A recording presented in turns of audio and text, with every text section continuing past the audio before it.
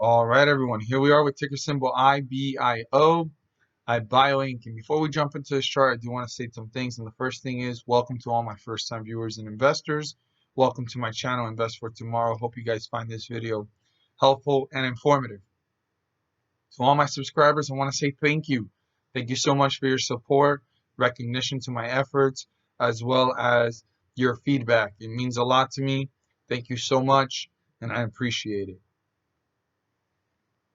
So support was broken through and new support levels and resistance levels have been created. This is a very narrow stretch we're going to see here for tomorrow, and it's going to be a very important tug of war between the bears and the bulls to try and see who is going to gain full control here on this stock. It closed out at 217.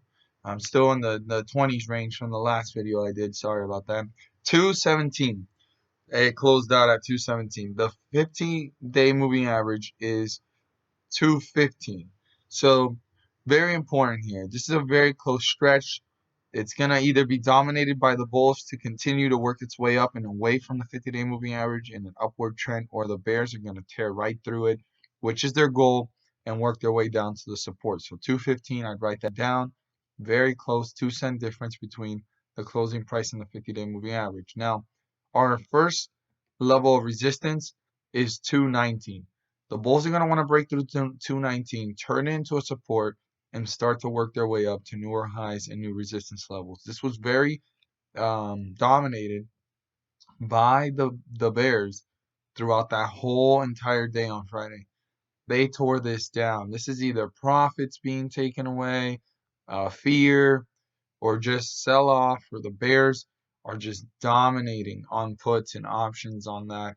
But other than all those variables, you can clearly see that the bears are on their way to gain control.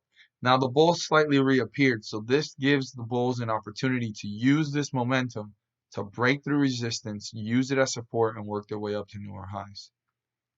Down to what the bears want to do, the bears want to break through 208. If the bears are able to break through 208, they will start to bring this down to newer lows and break through lower support levels. So that is something I'd pay very close attention to.